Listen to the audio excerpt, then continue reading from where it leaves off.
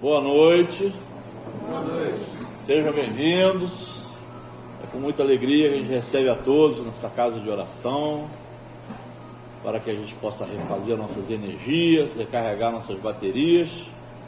É sempre importante esse encontro, numa segunda-feira, que é o início da semana, que a gente pode alimentar nossa psicosfera com boas vibrações, com boa sintonia. Então agradecemos a espiritualidade, a oportunidade de estar aqui. Que Deus nos abençoe nessa noite e sempre, que possamos ter muita paz. A Soninha vai fazer o preparo de ambiente, antes a Rusa vai fazer a leitura inicial. Nosso texto de hoje é o ter e o ser. 2 palavras, 3 letras cada, porém com significados tão diferentes. O ter, quando você for, fica aqui. O ser, quando você for, vai com você. E é isso que vai determinar o seu futuro. Quanta energia desperdiçada no ter, que quando direcionada para o ser, poderia levar os irmãos a grandes transformações.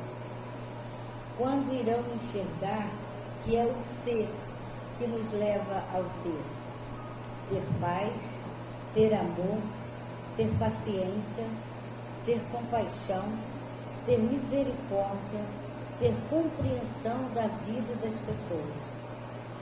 Precisamos sair do ter para o ser, se quisermos realmente nos reformar nessa hora de grandes transformações. Temos que nos abrir para uma realidade maior, sairmos do nosso mundinho sem medo de nos machucar, pois é caindo que levantamos mais fortalecidos. O trabalho a todos espera. Precisamos de todos que quiserem se colocar à disposição com o coração aberto para ajudar ao próximo, sem preconceito, sabendo que os mais ajudados são os próprios trabalhadores, pois são os mais necessitados e compromissados. Portanto, mãos à obra, sem escolher tarefas, simplesmente se colocando à disposição. A oportunidade do trabalho é essa. Assim seja. Boa noite a todos.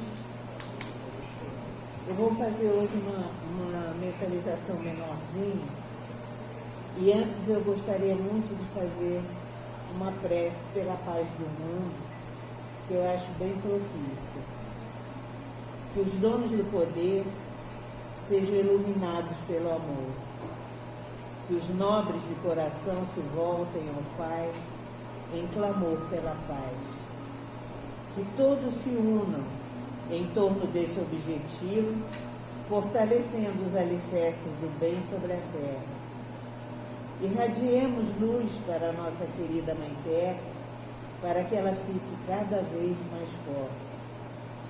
Que cada ser humano se liberte de tudo que estiver fora do propósito divino. Que sejam lançadas as sementes da sabedoria em suas mentes, para que não aceitem mais as arbitrariedades dos poderosos e nem permitam mais serem por eles manipulados. Que a paz na terra seja o anseio de todos os seus habitantes e que não haja mais espaço para outros interesses. Que cada governante seja tocado nesse momento pela luz divina e passe a agir com amor e respeito ao próximo. Que se cumpra o plano divino sobre a terra, hoje e sempre. Amém, amém, amém e amém. Vamos então, com a coluna ereta, os pés plantados no chão. Vamos respirar profundamente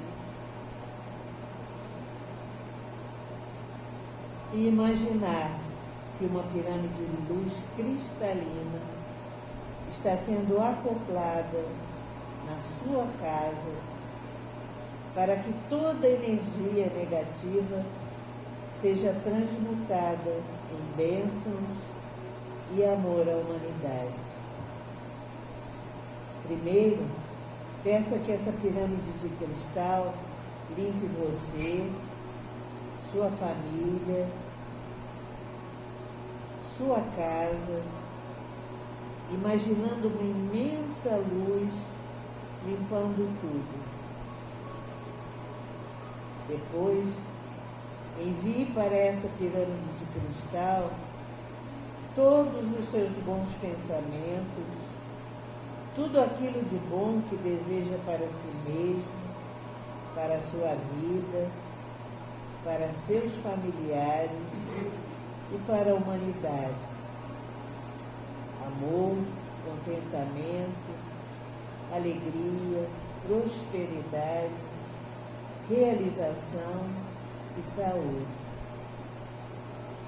Veja você recebendo essa luz e também emanando essa vibração para o mundo.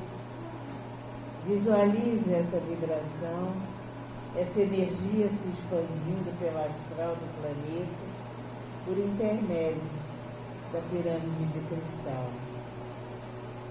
Vibre pela cura do planeta, para a cura de sua própria alma. Com essa sensação boa, devagarinho, abre os olhos, agradecendo.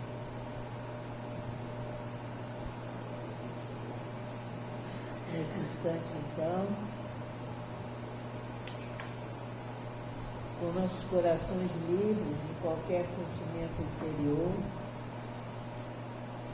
vamos pedir a Maria Santíssima, a Jesus, nosso Mestre, a todos os mestres ascensionados e arcanjos, a Francisco de Assis, o patrono dessa casa, aos mentores de cada um de nós,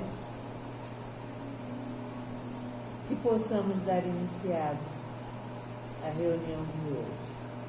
Que assim seja, graças a Deus. É com muita alegria que a gente recebe mais uma vez o nosso amigo José Henrique, já é um trabalhador da casa. A gente fica muito feliz que os bons espíritos possam incluí-lo, assisti-lo, e que o estudo de hoje seja edificante na nossa formação, e sempre lembrando que tudo aquilo que a gente ouve e aprende na doutrina espírita é para ser levado para a nossa rotina do dia a dia, para que transforme as nossas vidas e que nos torne pessoas melhores. Seja bem-vindo, meu irmão. Boa noite, queridos companheiros. Que a paz do Mestre esteja conosco sempre. E eu fiquei mexido aí com a leitura da nossa irmã, extremamente propícia para os dias atuais que estamos vivenciando, onde a nossa psicosfera está muito densa, em virtude das emanações mentais dos encarnados, aliadas aos desencarnados, compatíveis, da lei de sintonia. Então não nos resta alternativa a não ser orar. Orar pelo nosso equilíbrio. Porque há uma tendência normal a nos situarmos em alguma situação, em algum parâmetro. Então temos que manter o que a doutrina espírita nos aponta: equilíbrio, lucidez, sensatez. Como diz Maria, tudo passará. Estamos vivenciando momentos de seleções, momentos de definições, momentos onde tudo está, em verdade, se exumando, saindo de nós, mas que pelo menos a gente possa entender, compreender, interpretar para o nosso equilíbrio. E hoje eu trouxe um tema muito propício, que está baseado no Evangelho de Mateus, capítulo 5, versículo 6. Felizes ou bem-aventurados os que têm fome e sede da justiça, eles serão saciados.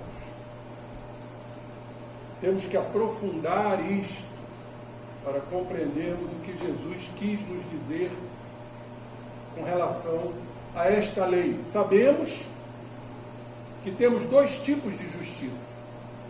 A justiça terrena, hominal, dos homens, que é falível, que atende interesses, inúmeros interesses.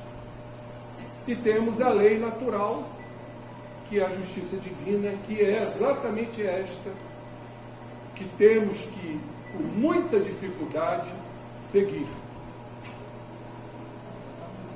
Então, começamos com uma pergunta, já que estamos falando de justiça, para que vocês possam traçar daí alguma ideia. Existe a injustiça? A gente fala tanto disso. Injustiça social, desigualdade social. A gente entende isso. Aonde os menos aquinhoados estão sendo verdadeiramente constrangidos à dor, ao sofrimento. Existe aquela injustiça que parte do outro e nos afeta. Eu fui ofendido, meu filho fez isso, minha esposa fez isso, minha mulher fez isso, meu vizinho fez isso. Isto é uma ingratidão. É uma injustiça.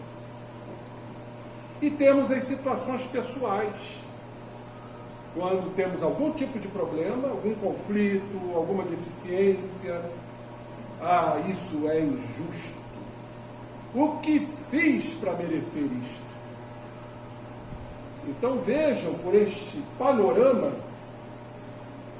que eu já estou deixando a vocês a ideia de que não existe injustiça. Se estamos passando por dificuldades, sejam elas quais forem, elas são justas.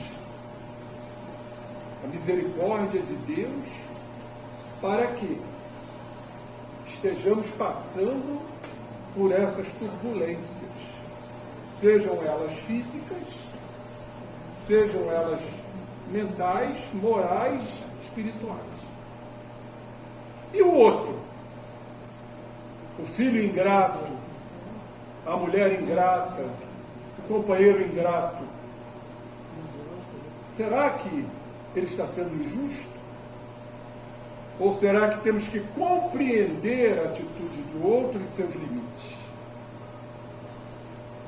E aqueles que passam por dificuldades socioeconômicas, financeiras? Existe injustiça? A gente logo rotula como injustiça social. Mas por que eles estão passando por isso? Então a lei de causa e efeito vem a nos mostrar que são as necessidades que essas criaturas estejam passando, o que não exime que as criaturas trabalhem a este favor. Na força social de classes, para que haja alguém submisso ao nosso típico padrão de poder.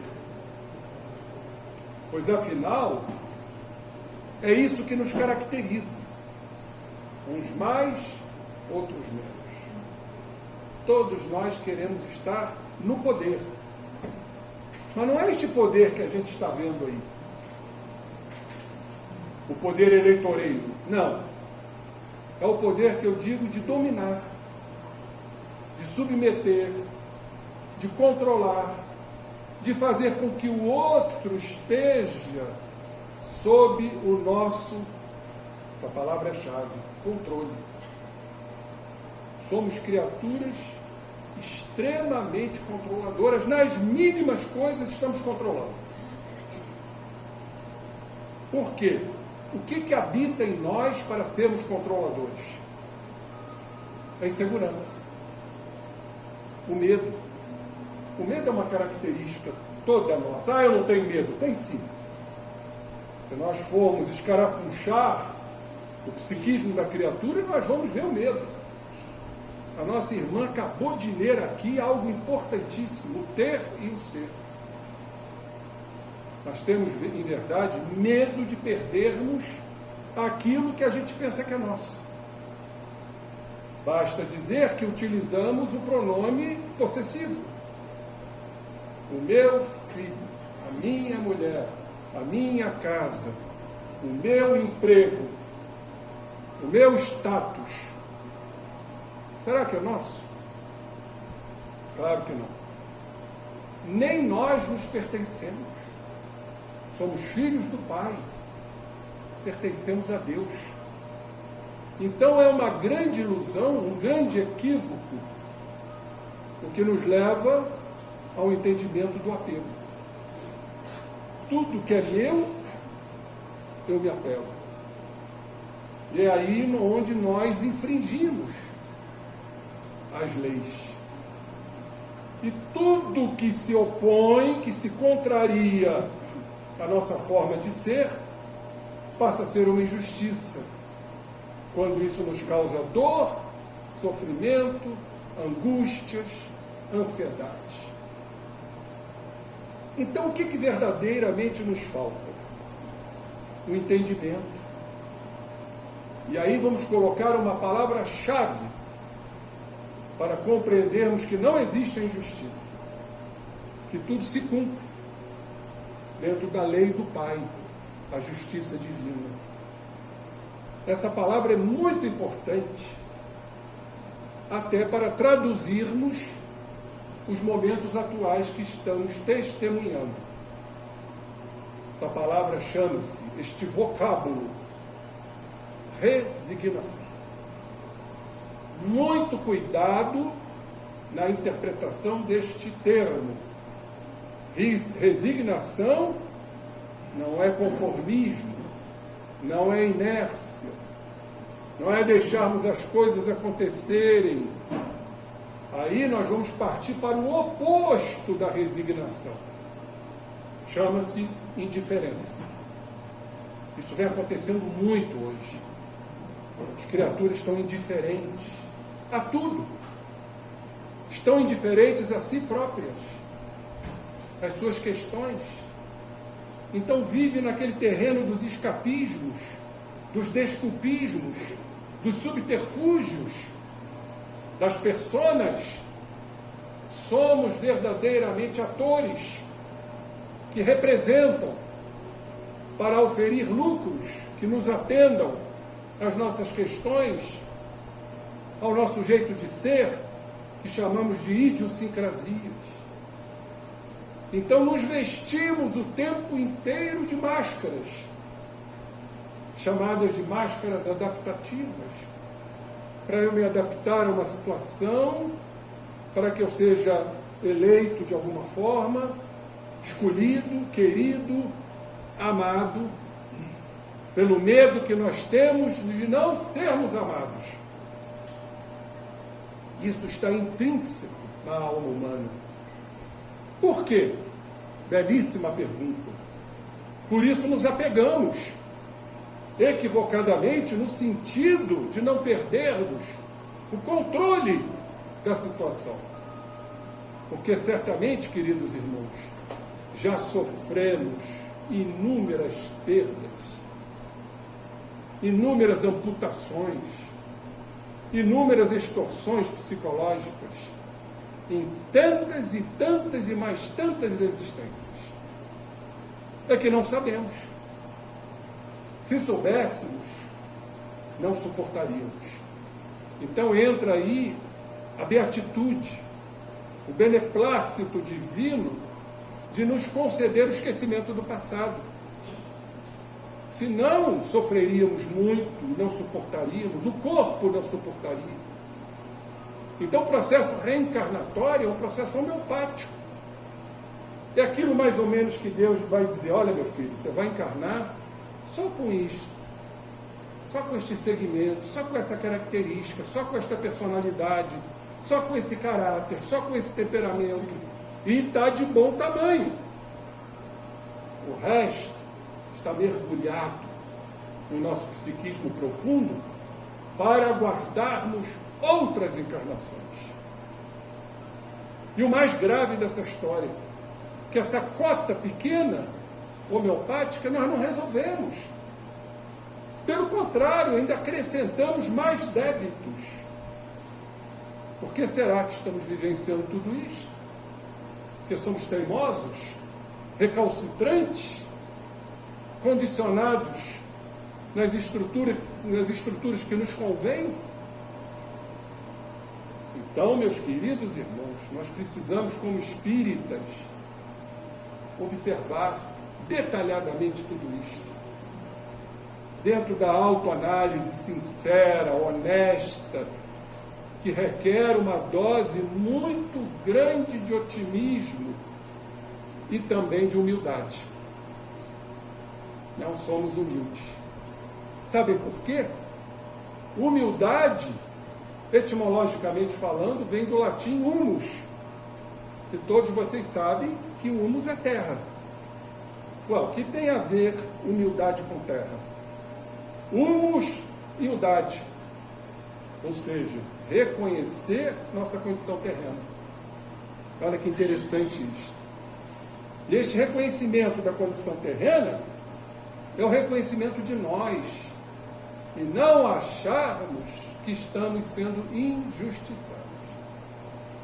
A partir do momento que eu começo a me entender, a compreender meus infortúnios, minhas desditas, eu também passo a compreender o outro em seus limites, respeitando-o, porque é só aquilo que ele pode dar. Você já conhece a metáfora do monge e do escorpião. Vou resumir aqui. O monge mergulhou 2 vezes nas correntezas, aquelas águas caudalosas, para salvar um escorpião, e ele foi mordido. E não satisfeito, retornou para salvar o escorpião. Já estava morrendo o escorpião. Ele arrumou uma vitória régia, aquela folha larga, para salvar o moribundo do escorpião. E quando chegou, colocou no solo, o escorpião foi embora, já meio trôpego. Nem um muito obrigado. Porque vocês sabem que as fábulas, os animais têm vozes. Não houve um muito obrigado, isso é um simbolismo. Aí os discípulos perguntaram: ó mestre, não entendemos nada. Como é que você tenta salvar um animal peçonhento? Ele te morde, você se joga novamente na água para retornar o salvamento? Não entendemos nada. O mestre virou-se para os discípulos e respondeu: cada um age de acordo com a sua natureza. O escorpião agiu com a natureza dele. Qual é a natureza do escorpião? Morder. E eu agi de acordo com a minha natureza. Esse é o justo. Esse é aquele que compreendeu o escorpião. Esse é aquele que não se magoou. Esse é aquele que não se ofendeu. Esse é o faminto. Porque cada vez mais ele quer compreender.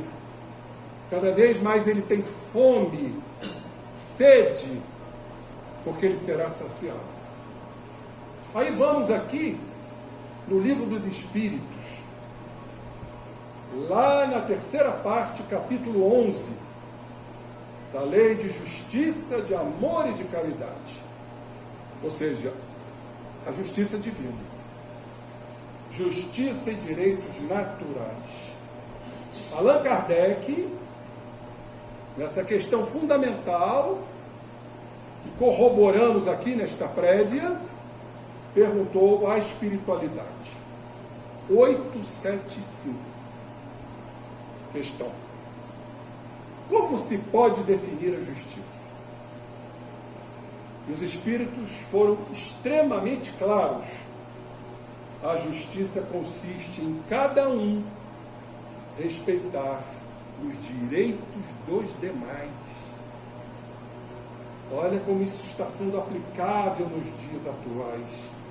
Está havendo respeito aos direitos alheios?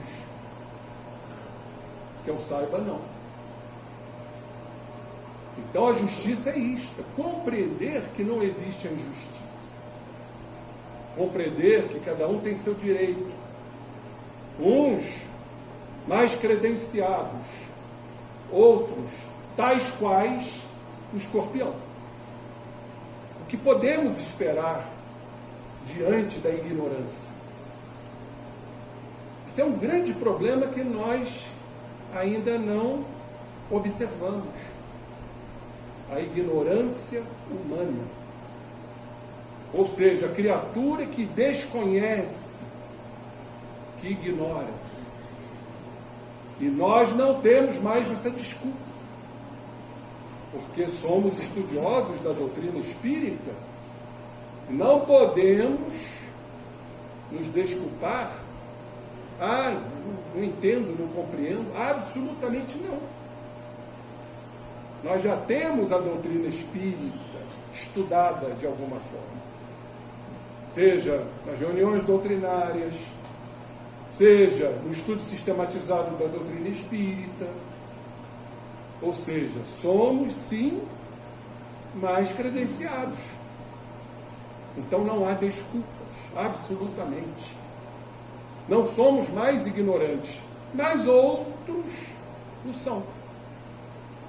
E aí que nós temos que compreender, e aí está a justiça.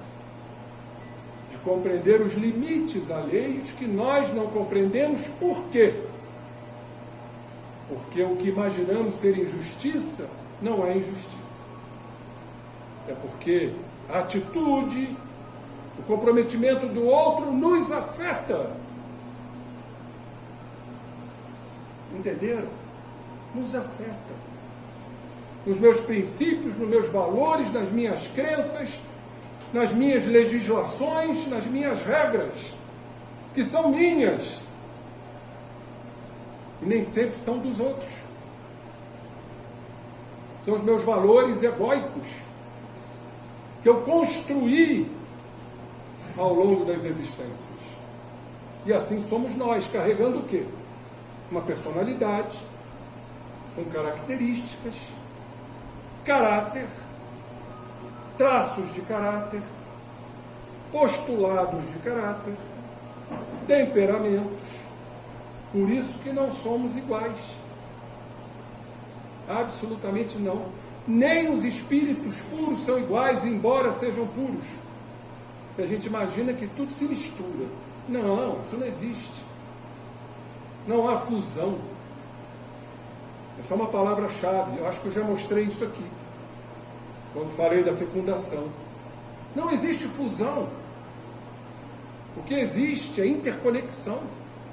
Você não vai perder a sua identidade, ele não, e eu também não vou perder a minha, embora estejamos interconectados. Assim acontece com os espíritos puros.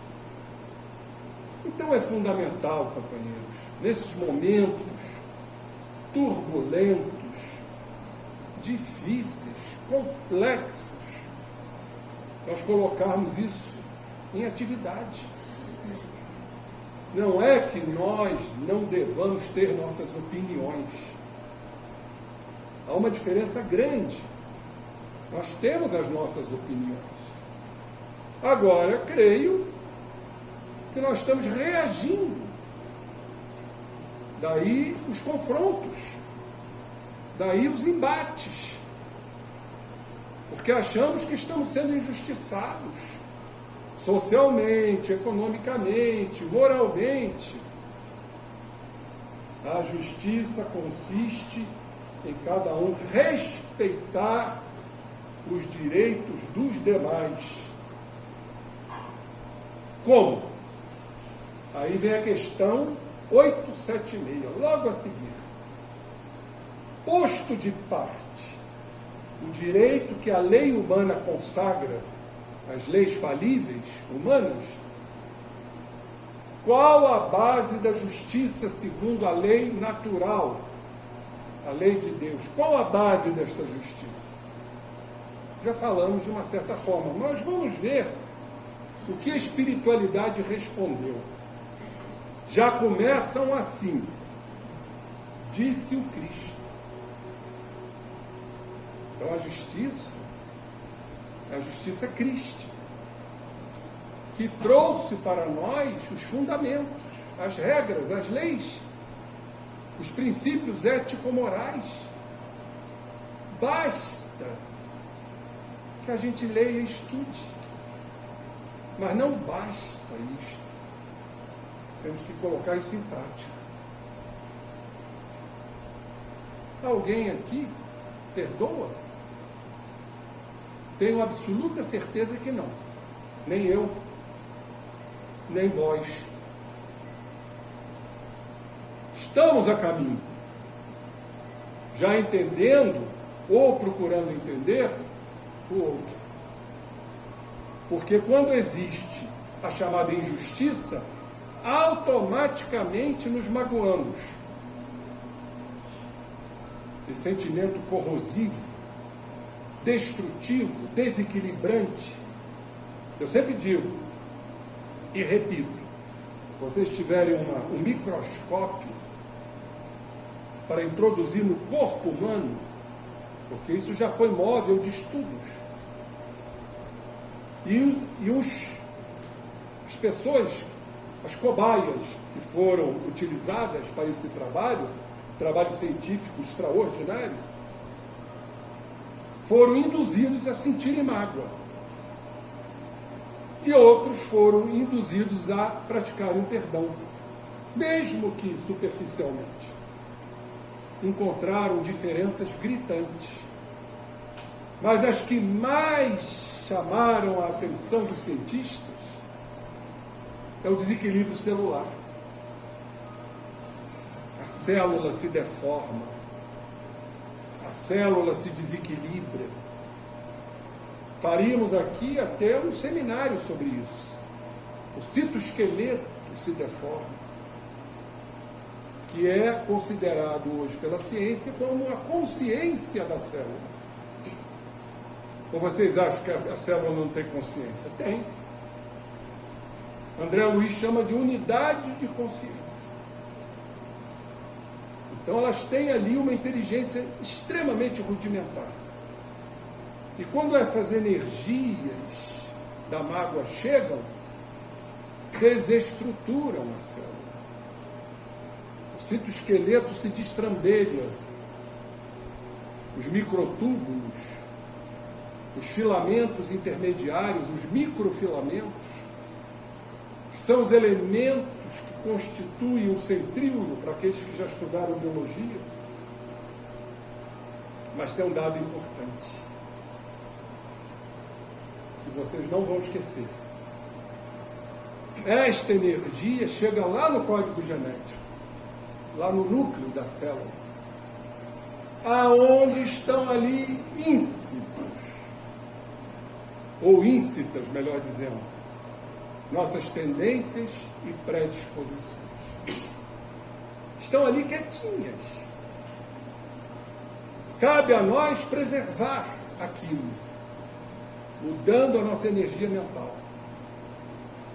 Então não quer dizer que você tenha uma predisposição a ter um câncer, que você vai tê-lo. Não quer dizer que você tenha uma predisposição ao diabetes, que você vai tê-lo. Mas como, doutor? Equilibrando nossas células para que essas energias não sejam gatilhos na eclosão das enfermidades que nós trazemos pela lei de causa e efeito.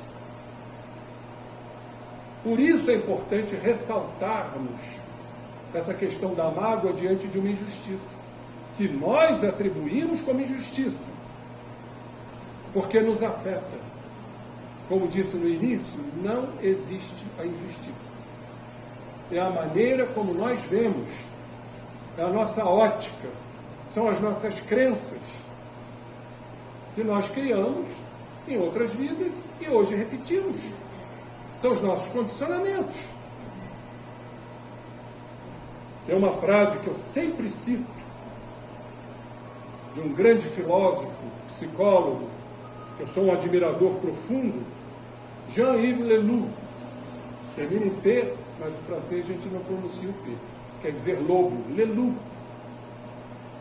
Ele diz o seguinte: nós não somos rejeitados, nós não somos abandonados, nós não somos traídos, apenas somos tudo isso por aquilo que a gente espera do outro.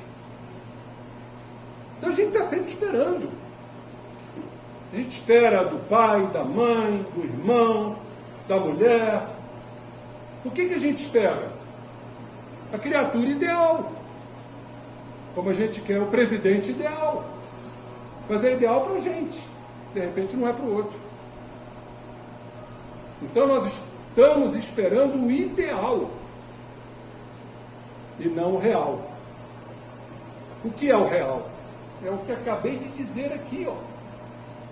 A justiça consiste em cada um respeitar os direitos dos demais. É o que ele pode dar, é o real, mas não é o ideal para mim, mas não tem problema. Eu respeito a atitude do outro, a traição do outro, a ofensa do outro, e que eu acho que estou sendo injustiçado. Meus irmãos, é o que ele pode dar. É o que precisamos ouvir. É o que precisamos sentir. Porque sem isso a gente não vai crescer. É natural que sintamos a mágoa. Sim. Somos ainda criaturas imperfeitas. A gente se magoa por pequeninas coisas. E a gente ainda introduz termos para atenuar a mágoa que a gente sente. Eu costumo dizer que o espírita, não me magoou não, eu me melindro. O que é o melindre? Fiquei melindrado com o que o Júlio fez comigo. É um melindre. Então a gente tende a diminuir as coisas para nos atender ao nosso ego. Não me magoou não, eu me melindro. A gente se magoa assim. Má água, as águas pútridas do psiquismo, que ficam lá, remoendo. Aí a gente não sabe porque tem câncer. Não tem, não sabe. A medicina fica criando atribuições. É o DNA, é a alimentação, é a vida sedentária. E a gente esquece do espírito. Pois é ele o detentor de tudo. O corpo nada mais é do que o receptáculo, do que o espírito transmite a esse corpo. Por isso o corpo é chamado o aspirador da alma, onde o corpo aspira as impurezas da alma, para ver se a gente acorda diante de uma doença, de uma enfermidade, diante de um distúrbio mental que ora está a agraçar no nosso planeta. Eu nunca vi tanta gente desequilibrada. E mais, eu escuto isso todo dia, mas eu não vou discutir isso com determinadas criaturas, porque lhes falta compreensão. O que eu escuto todo dia? Foi a pandemia. Então a gente está sempre fazendo o quê? Transferindo responsabilidade. Foi a pandemia. Estou assim por conta da pandemia. Estou assim por conta do outro que me tirou do sério. Foi ele que me tirou do sério ou fui eu que saí do sério? Será que a gente não vai amealhar a razão?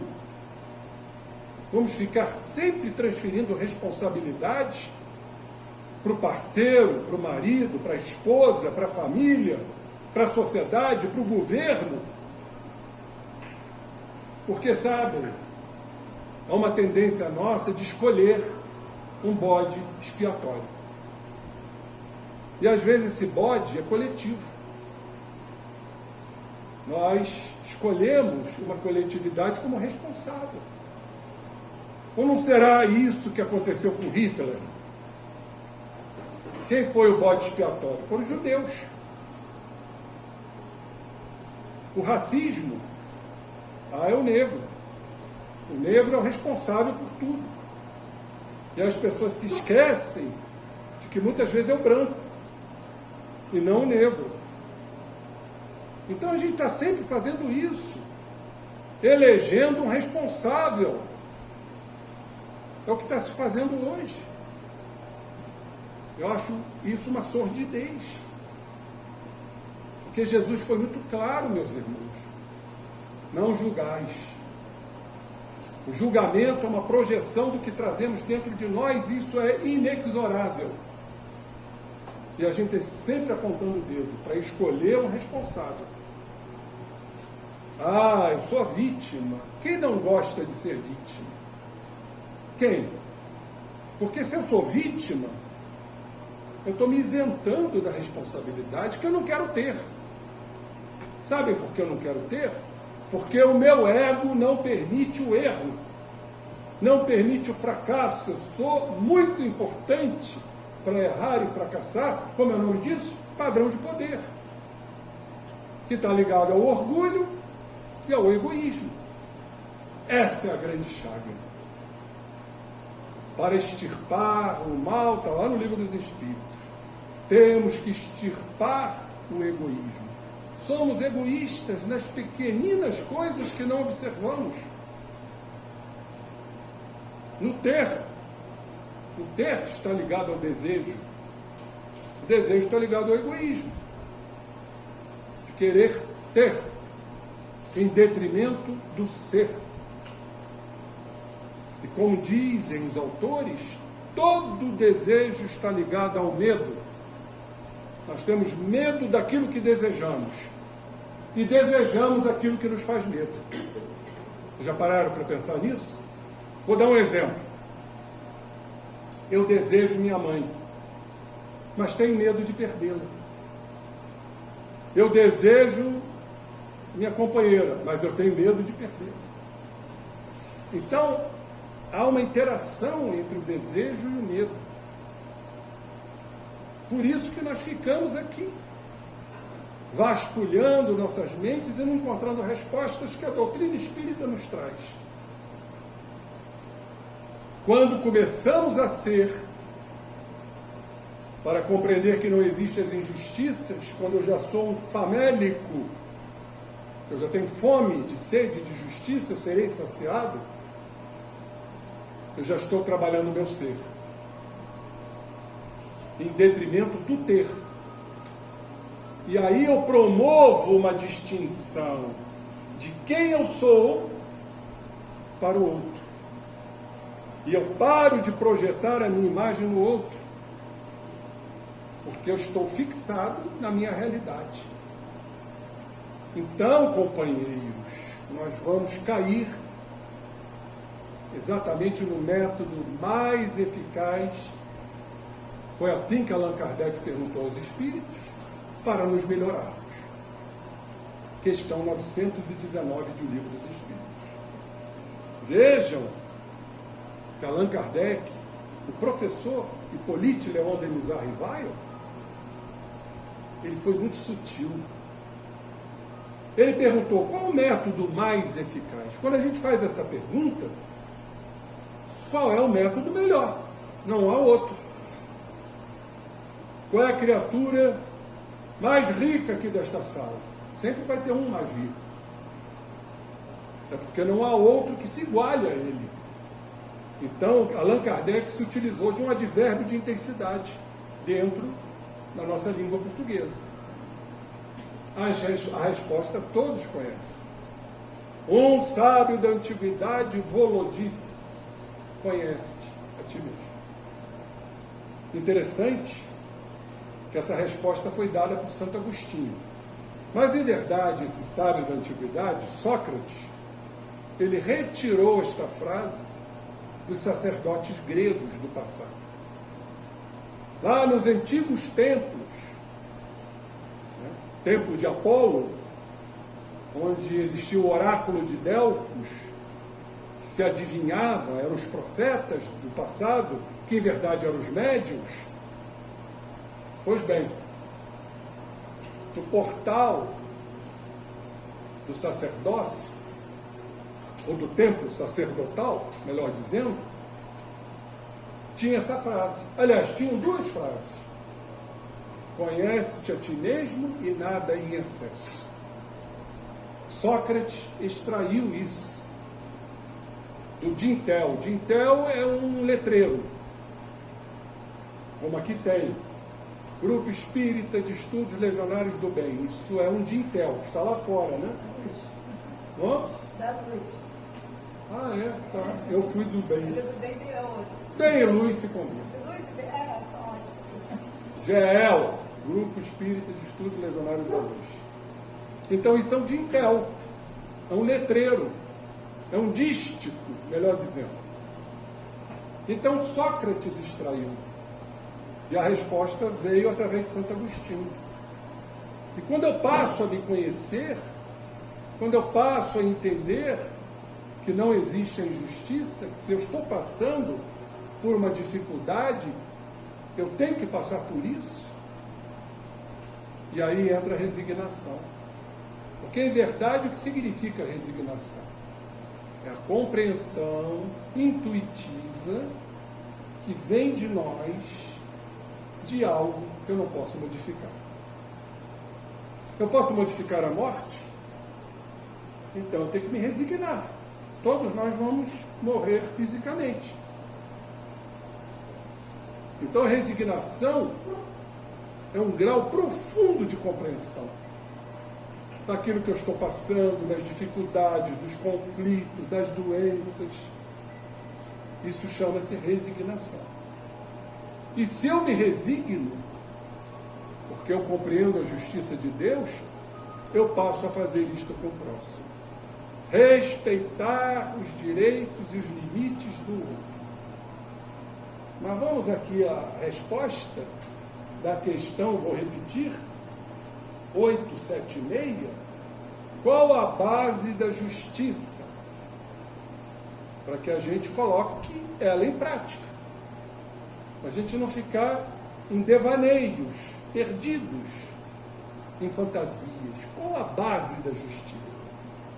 Se vocês colocarem isto como uma norma, como uma diretriz, como um caminho, já vai ser sensacional, majestoso. Vamos ver o que os Espíritos responderam? A resposta é grande, mas eu vou lê-la para vocês. E eles começam assim: disse o Cristo, queira cada um para os outros o que quereria para si mesmo. Está aí a chave. Querer para o outro o que você quer para si. Ou então, faça ao outro o que você gostaria que o outro te fizesse. Eu tenho certeza absoluta, meus irmãos, que se a gente colocar isso no nosso frontispício, quer dizer, na nossa frente, muitas coisas nós não faríamos. Pensaríamos, mas não faríamos. Será que eu gostaria que você fizesse isso comigo? Que você me ofendesse? Não. Então por que eu vou te ofender? Isso é uma diretriz básica. Aí está a justiça. E nós vamos cada vez mais ser famintos de sede, sequiosos de justiça. Mas a justiça de Deus. Que nós vamos chegar já nessa questão fundamental. Mas eu vou acabar de ler isso aqui. Queira cada um para os outros o que quereria para si mesmo. No coração do homem imprimiu Deus a regra da verdadeira justiça. Ora, se Deus imprimiu em nossos corações a verdadeira justiça, Por que não a praticamos? Porque tem um outro padrão que impede que a gente pratique a verdadeira justiça. Qual é? Egoísmo. A gente quer tudo para nós, que tudo funcione dentro dos nossos ditames, de nossas regras, instituídas por nós como verdadeiras leis. Mas são leis frágeis, leis débeis, que se volatilizam. E aí vem um sofrimento. Porque essas leis que nós criamos como regras, elas se antagonizam com a verdade. Aí começa a haver toda uma problemática diante disso. Frustração, baixa autoestima, sensação de incompetência, de incapacidade, culpa. Aí vem a autopunição. Meu Deus, por que eu fiz isto? Ora, fez porque tinha que fazer. Mas eu não aceito. Não aceito o erro, não aceito o fracasso. E aí então começamos a nos desestruturar por não aceitarmos quem verdadeiramente somos. É a justiça. Eu sou assim para ser melhor. Então, imprimiu Deus a regra da verdadeira justiça, fazendo que cada um deseje ver respeitados os seus direitos. Pois é, para a gente refletir. Na incerteza de como deva proceder com o seu semelhante, em dada circunstância, trate o homem de saber como quereria que com ele procedesse, em circunstância idêntica. Então vamos lá em cima de novo. Queira cada um para os outros o que quereria para si mesmo. Isto é um guia mais seguro do que a própria consciência não lhe podia Deus a verdade. Muito bem. Diante do adiantado da hora, eu vou pular aqui uma questão.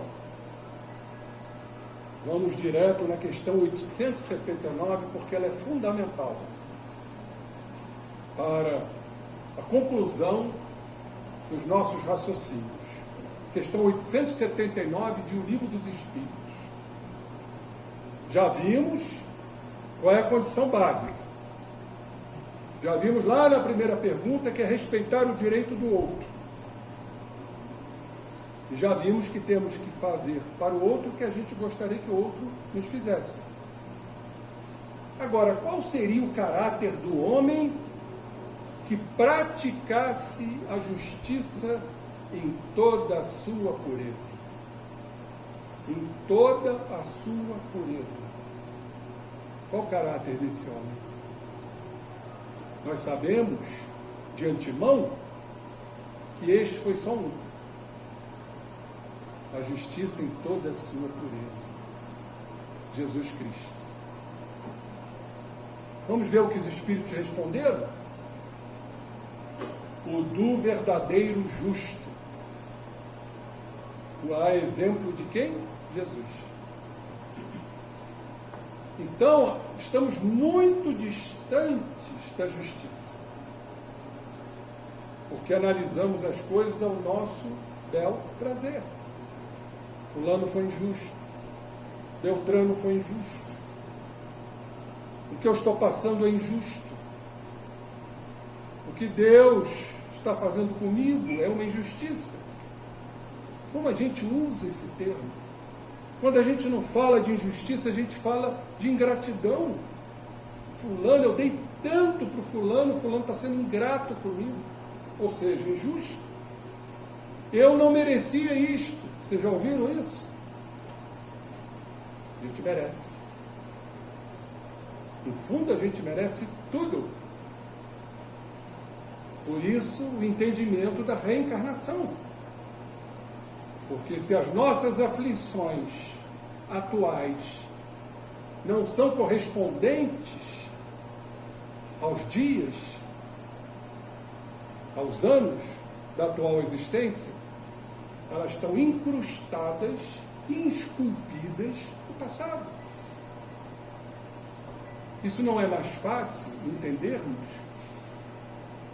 para compreendermos que não existe a injustiça divina e que nós tenhamos que ser verdadeiramente justos, a exemplo de Jesus?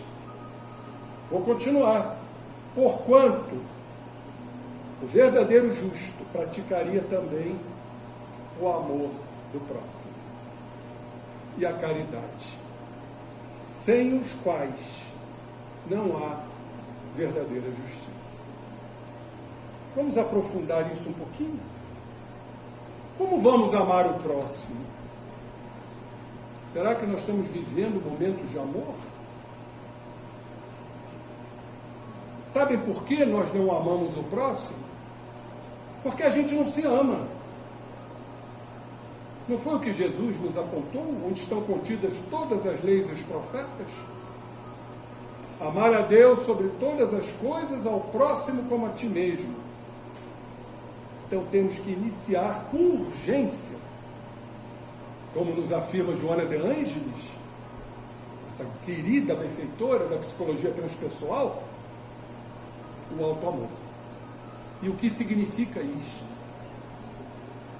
Amar a si próprio significa compreender-se, analisar-se, observar-se. E precisamos de uma grande humildade para aceitar isto. Será que a gente se aceita quando a gente fala de inveja? Não, inveja não. Que? Eu não invejo ninguém. Sou feliz assim. Questionável.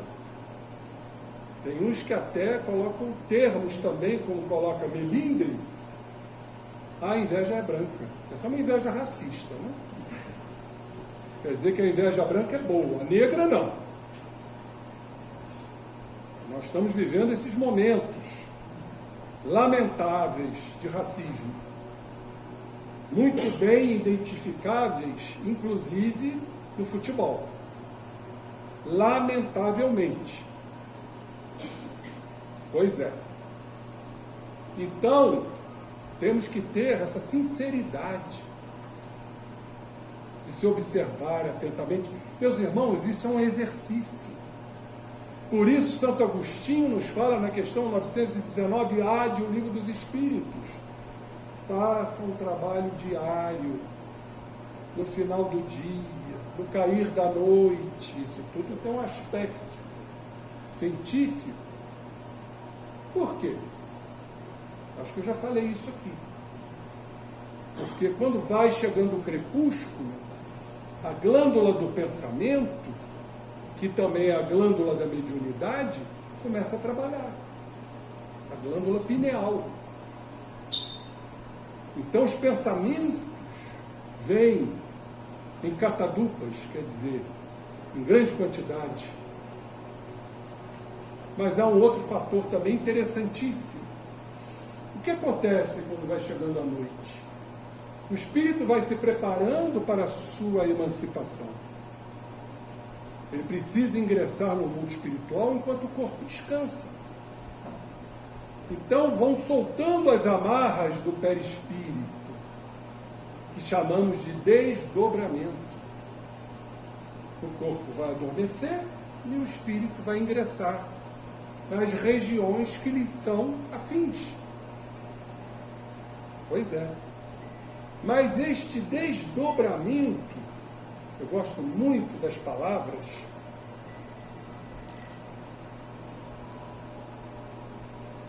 está dobrado, não está, companheiros? Eu só desdobro aquilo que está dobrado. Alguém já se atentou para isso? Por que eu estou explicando isso? Porque tem um espírito que se comunicou a Leon Denis, no livro Problema do Ser, do Destino e da Dor, que diz que as nossas memórias estão nas dobras do perispírito. Entenderam? Então, quando há o desdobramento, o que acontece? As memórias afloram. Sejam as boas, se a gente estiver em oração ou meditação, ou são memórias negativas, o que é mais comum. Por que será que os surtos depressivos, psicóticos, acontecem mais à noite? Exatamente por isso que as memórias afloram com uma intensidade, uma grande volúpia, desequilibrando as criaturas. Por isso que muitos também têm insônias, por conta das memórias. Sabe aquela frase, meu Deus, estou custando a dormir, isso não sai da minha cabeça. Isso chama-se fixação mental. E é deplorável. Todos nós temos fixações. São ideias que circundam a mente humana. E a gente não consegue se desvencilhar disso. Os processos de fixação mental é aquela culpa, é aquele medo, é aquele ódio, é aquela raiva. E hoje isso está num grande momento de raivas, de ódios. Triste isso. E essas fixações, então, que estão no inconsciente, mas também estão no perispírito, sob a forma inteligentíssima de Freud, psicanalítica, chamado de superego, considerado o guardião necessário da moralidade, mantenedor da ordem. Mas não é só o guardião. Ele pode ser o opressor, o obsessor. Faz isso, você é culpado.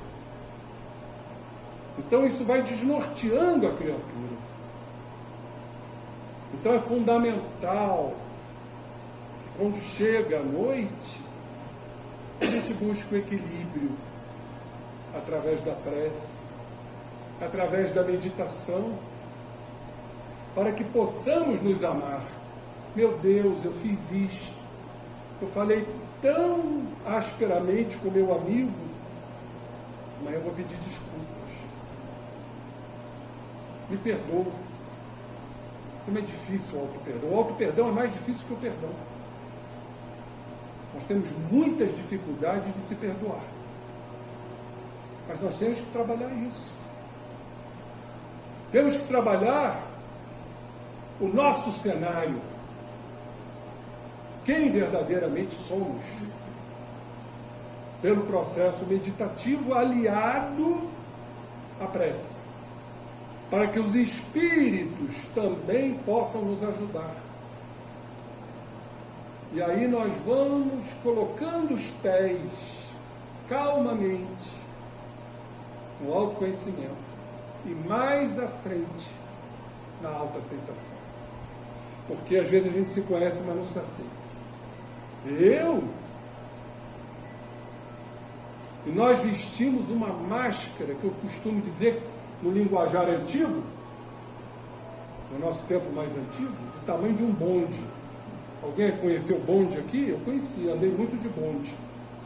Você andou de bonde? Não, ele não. São poucos aqui os que andaram de bonde. Eu andei muito.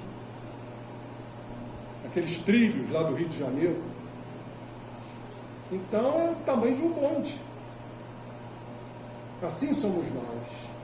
Então precisamos ter essa consciência, essa humildade. Aí sim, meus irmãos, estaremos sendo justos com nós mesmos. Resignados.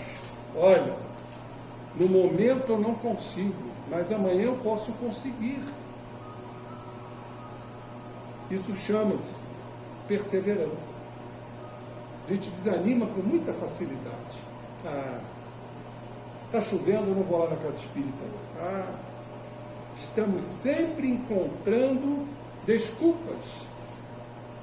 Aonde está inserido ali um processo psicológico muito comum. Sabe qual é? A serviço do ego, o pessimismo. Se eu sou pessimista, por que eu vou tentar? Não vou conseguir. Aí eu sento no trono de conforto, chamar a zona de conforto. Desanimo.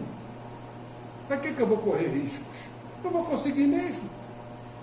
Ou então não creio, ceticismo, torno-me incrédulo, que são os dois grandes óbices que os Espíritos nos afirmam para o mundo de regeneração, a incredulidade e o fanatismo. Todos eles regidos pelo preconceito. Então, se eu não consigo, para que eu vou tentar? Desanimo, perco energias, concentro na fixação, extraindo energia de todos os campos, físico, perispirítico, mental, espiritual. Concentrando essas energias nesse sentimento terrível chamado de desânimo. Vocês sabem a que eu estou me referindo? Depressão. Isto é a depressão. Como é difícil sair disso. Os remédios ajudam um pouquinho, a psicoterapia também. Mas se não houver esse trabalho de auto-amor, de reconhecimento, o que está por trás da depressão? Depressão não é causa. Vamos tirar isso da cabeça. Depressão é efeito. É o padrão de poder que está por trás disso tudo. Eu não posso errar, eu não posso falhar, eu tenho que ser o bom. É a minha justiça, que não é a justiça de Deus. E tudo que acontece contrariamente é injusto. E eu fico navegando naquelas ideias lastimáveis do poder. E quando eu me refiro ao poder, eu me refiro a essa supremacia, que não tem nada a ver com dinheiro, que não tem nada a ver com o poder temporal dos governantes, não. É o poder do ego. É o poder da tua crença, daquilo que você estabelece como regra, como lei, e que a gente não abre mão. E é isso aí, acabou. A gente diz isso. Não vou mudar, para que mudar? Aí vem a dor. E quando vem a dor, a gente acha isso injusto. Eu não mereço. Ou então começa a se punir e diz: eu mereço ser infeliz. Olhem só essas ambivalências que são muito frequentes no pensamento humano. Então, companheiros, se não houver esse trabalho introspectivo, internalizante, que temos que fazer com nós mesmos, é você com você, mais ninguém. Nós não vamos nos amar. Então não vamos amar o próximo. E muito menos a Deus, porque estamos descumprindo as leis divinas. E tudo que acontece no sentido antagônico é injusto. E como disse no início, não existe a injustiça. É a maneira que estamos vendo e interpretando. Volto a repetir, isso não nos exime de ajudar o próximo, o carente. Ele está passando dentro da lei de causa e efeito. Aí entra aqui amor do próximo e a caridade. Atender o outro, como está lá no lábaro, a bandeira da doutrina espírita, fora da caridade não há salvação, inclusive a autocaridade. Ser caridoso com você mesmo, entender-se, compreender-se, resignar-se. E aliado à resignação, nós vamos encontrar uma outra virtude. Caminham juntas. A paciência. Todo resignado é paciente. E todo paciente é resignado. Bem-aventurados os pacíficos, porque serão chamados filhos de Deus. Então, fundamental a paciência, saber aguardar. A gente que lê muito as obras de Amélia Rodrigues, no livro Há Flores no Caminho, há verdadeiras lições de Jesus para os apóstolos, principalmente para Pedro, sobre a paciência. A paciência nos estabiliza, fisicamente e mentalmente. Não consegui hoje, vou esperar amanhã. Não quer dizer inércia. A fé sem obras é morta em si mesma. O paciente não é aquele inerte, não é aquele apático, pelo contrário. Mas ele não fica aguardando resultados imediatistas, como nós. Sabe aguardar pacientemente, sem deixar de operar e sem deixar de se resignar diante das adversidades. E aí criamos a terceira perna da esperança. Se eu me resigno, se eu sou paciente, eu passo a ter esperança. Que é exatamente a esperança nas leis de Deus, na justiça divina. E esse tripé de sustentação apoia a fé. Se temos resignação, paciência e esperança, a fé se robustece. Nós vamos realizar grandes prodígios se tivermos a fé do tamanhozinho de um grão de mostarda, que ainda nos falta. Meus queridos irmãos, a hora já nos chega, são assuntos palpitantes, maravilhosos, que o Cristo nos traz. Mas fica aqui, como mensagem final, façamos ao próximo o que nós gostaríamos que o outro nos fizesse. Então isso é fundamental para entendermos a lei de justiça, de amor e de caridade. Que Jesus nos abençoe mais uma vez, queridos irmãos. E eu já virei, como o Júlio falou, tarefeiro da casa. A tal da Clélia, vocês conhecem a Clélia? Já me convidou para Novembro, não sei o que não. novembro. Amanhã já estamos adentrando. Mas nós vamos falar um assunto muito interessante. A importância da mediunidade na conversão. Ou seja, formações medianímicas espirituais contribuindo para as nossas conversões. Depois nós vamos falar sobre isso. Que Jesus nos abençoe.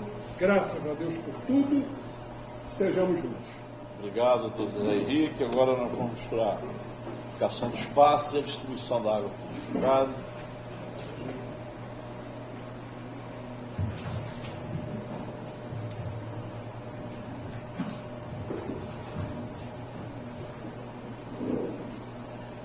Como sempre, estejamos abertos. Que nossos corações estejam livres de qualquer sentimento inferior,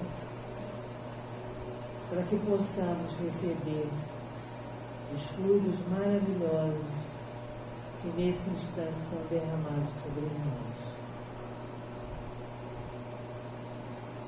Que Nossa Senhora nos abençoe.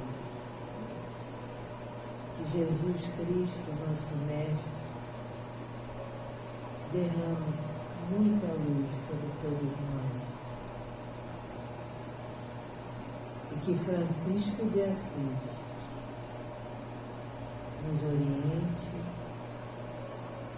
para que possamos encontrar sempre o nosso na nossa vida.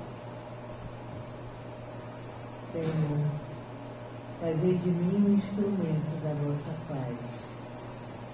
Onde houver ódio, que eu leve o amor. Onde houver ofensa, que eu leve o perdão. Onde houver discórdia, que eu leve a união.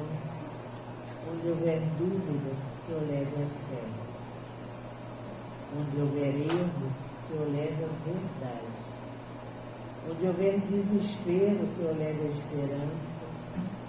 Onde houver tristeza, que eu leve a alegria. E onde houver trevas, que eu leve a luz. Ó Mestre, fazei com que eu procure mais consolar que ser consolado, compreender e ser compreendido, amar e ser amado, pois é dando que se recebe, é perdoando que se é perdoado e é morrendo que se vive para a vida eterna. Amém. Nesse instante, chuvas de bênçãos são derramadas sobre nós, pétalas de flores, de todas as cores, perfumando o nosso ambiente. Que ao beber a nossa água, que ela vá direto ao nosso coração e cure nossos corpos físicos, etéricos, emocionais, mentais e espirituais. Que assim seja, graças a Deus. Terminados os passos, a distribuição da água, nós vamos pedir ao nosso convidado para fazer a oração final, mas eu peço a vocês que fiquem um pouquinho, depois que ele terminar a prece, que a Clélia quer dar um recado. Tá? Agradeço a presença de todos, é sempre muito gratificante encontrar com vocês aqui nas segundas-feiras. Muito obrigado. Queridos irmãos, aproveitemos esse momento de rara magnitude para unirmos o estado de prece, um estado de meditação. Saiamos um pouquinho de nossos corpos, penetremos num grande jardim repleto de lírios alvos. Escutemos o gorjeio dos pássaros. Sintamos as energias restabelecedoras emanadas do sol para os nossos fortalecimentos. Continuemos andando e ao final desta linda plantação de lírios